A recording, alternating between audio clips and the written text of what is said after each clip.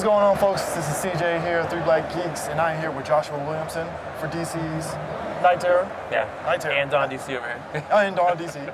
I guess for me, the guys, they know I am a fan of like obscure characters in the DC. Oh, yeah, universe. me too. So Deadman is one guy. I watched Batman Brave and the Bold. That was like my first. Actually, no, Justice League. Bruce Timm had a Deadman episode. And that was my first time hearing of the character. So when you were doing Night Terror and I saw the premise and it's like Deadman focused, was that always like was that always the goal from day one when y'all formulated this whole? Yes and no. All right. So in the very, very beginning, we started having this conversation about what we wanted to do, like a summer event this year. Yeah. We started talking about being horror themed, and I had this line in my head, really the very beginning, before anything else. I kept thinking like, oh, DC Comics is haunted, the DCU is haunted, right? And I was like, okay, it's haunted. Well, who's haunting it, right? So there's ghosts involved. Deadman. So I started thinking a lot about Deadman. But then we decided, oh, we're going to do nightmares. I was like, all right, cool. And I put Deadman to the side. Okay. Right? But then when we started working on the story, I was like, I need a POV character, right? I need somebody on the outside looking in. And who was always on the outside looking in? Deadman. Is Deadman, right? Yeah. And I feel like he's such an awesome character. Like, you have this guy who, before he was a showman, right? Yeah. And he would literally do these like death-defying tricks where he's like trying to trick people into thinking he's getting killed, right? Yeah. But he always wants this audience, right? He would do it for the audience, you know? And so I was thinking about him, like, this is so fascinating. This guy, his entire life was about pretending he was going to die, which says something about somebody, right? And the idea that he was always the center of attention when that happened. But now, what does he do? He's always on the outside looking in. Like, now he's the audience, right? And so I wanted to explore those ideas with him of, like, what is it like for him now where he recognized that he used to always be the audience, or he's the audience now, and what does that like do for him now that he's always watching other people live, right? And so I knew I wanted a POV character, and I knew I wanted him to have this emotional arc. And with him, it was just really interesting, and he kind of led the story in a lot of ways, right? Like the direction I took him. By the time I got to the ending, it wasn't even the ending I originally planned with him, but it was like I felt like when I started really writing him, and there's a scene early on where Insomnia is kind of like, what does a dead dream about, right? Like, what do you dream about? And I started asking that question, like, what does Deadman actually dream about? What does Deadman want, right? Like, what does Deadman want? Especially somebody that's already dead. So he's already dead, so right? What do you do? What do you do? What do you want, you know? And I was like, this is a person who, he loved being the center of attention. You know, he loved being the showman. And so I got to explore a lot of stuff with him and, like, his emotional arc and actually ask that question, like, you know, what do you want, dude? Like, what do you actually want? And so I got to explore that stuff. But I'm glad you like Deadman. I love Deadman, too. Hey, look, they gave me crap. That's why I like the Suicide Squad movies. Oh, me too, Particularly the second one, because I was always like, you got to give me, like, King Shark and... Oh, I love King Shark. I'm the same way. Like, I remember when Unlimited started, I was listen, the more obscure, the better, right? Like, I was so, like... They put Polka Dot Man in? I was like... Dude, yes. I love, you know, it's funny, because, like, I love the Big Seven, but I think this is what's funny. I think you're a true DC fan when your favorites are the characters that nobody else cares about. Oh, no, I was like... Do you know what I mean? You're like, I love these obscure ones. I wanted that movie to give me Kite Man. I was like, yo, just give me Kite Man. Kite Man's in the cartoon, you know? He's in Harley Quinn and stuff. I needed that. It's like, I like that kind of stuff. Because even on the Marvel side, I like that kind of stuff. With DC's, it's like there's so many on the villains and heroes that are like lower tier, but they're interesting in and of itself. People are passionate about it, too. That's what people realize. Like, people are really passionate about those characters, and it's like, I love that stuff, and I love when you can give those fans more, you know? Like, that's why I love the appeal of Deadman. Like, you have him, because you have him balancing up against the Trinity.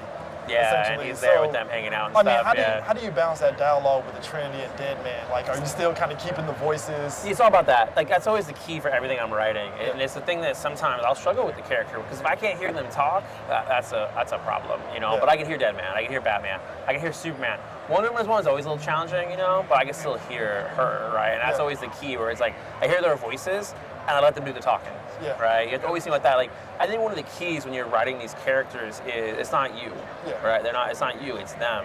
And so you have to slow down sometimes to be like, what would this character actually do, right? I think that's always key. And like, what is the real thing they would do? Not the story plot thing. What would they do as a character, you know? And so when I'm working on these big characters, you have to slow down and be like, no, they were still human, you know? Like, I was talking about this earlier with somebody where it's like, Clark Kent, he was a farm boy. Like, he was just another kid until he was a teenager when he started getting powers. Before that, that's 13, 14 years of just being a kid. That means that he lived kind of a very human kid life. And so I have to like rewind every once in a while and be like, no, who is the kid? Yeah, who is those, those human sides to him, you know? I think sometimes people put him on these like pedestals. You have to take them off the pedestal. You gotta just think about them as people for a minute, and then you let them lead the way in a very human way. Yeah, one of the things that I always am interested when it comes to events, especially something like this, is there a challenge to try to not go too crazy in terms of the scope of the event? Oh man, it's tough. It's hard. I have moments where it depends on the story. Yeah. There's something I'm working on right now, and that's actually one of my bigger things is I don't want to go too crazy with it, but you want to be big and fun, and you want the oh shit moments, but at the same time, you want to be relatable.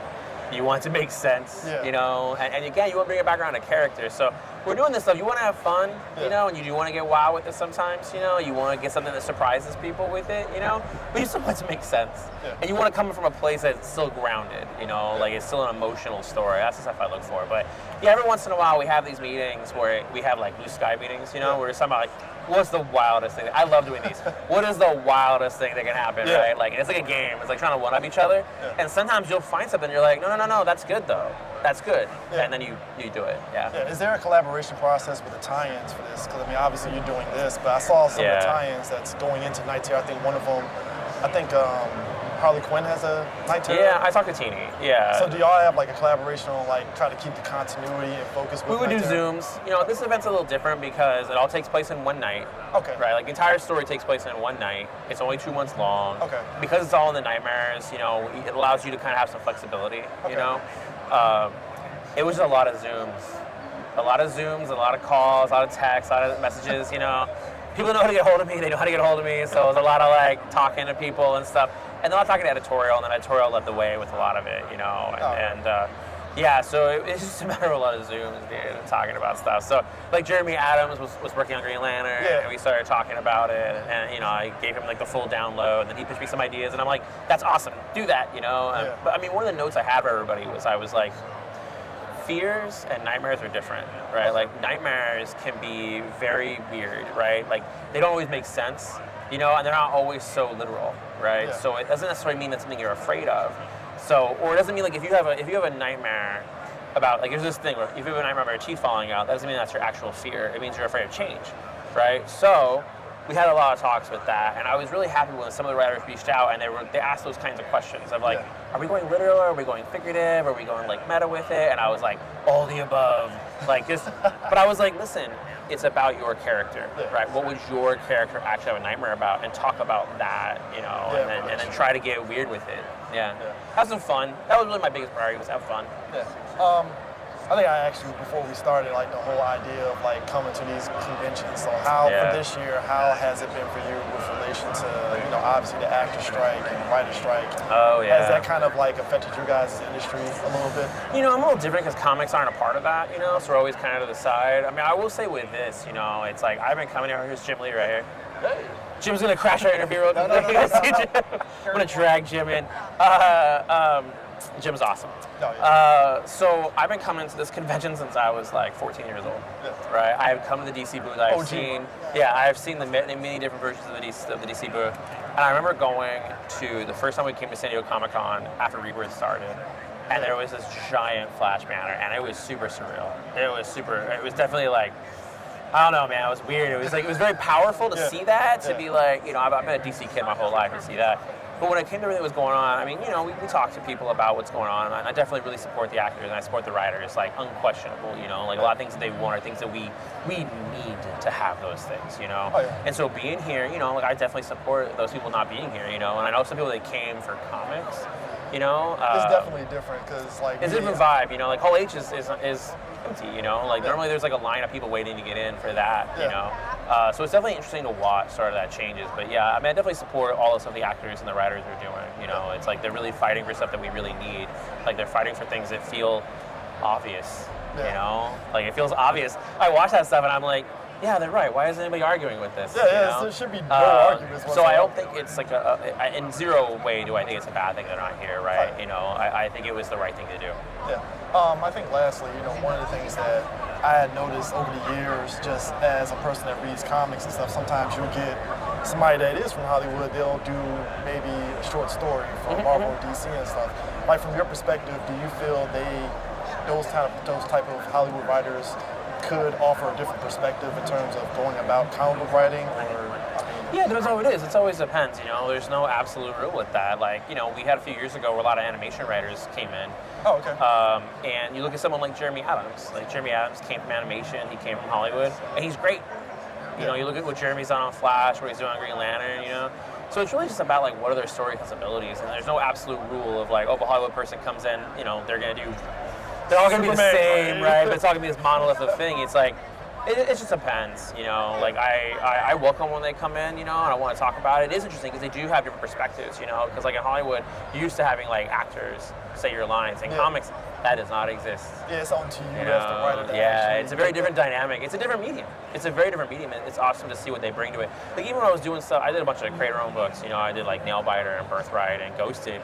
A lot of those, and, like, Dark Ride. A lot of those, when I work on those, you know, I think about horror movies a lot when I'm working on even with this, and I try to think about how can we do jump scares? You know, how can we bring those kinds of, like, movie, film, horror tropes into comic books? And I think about that a lot. Cool.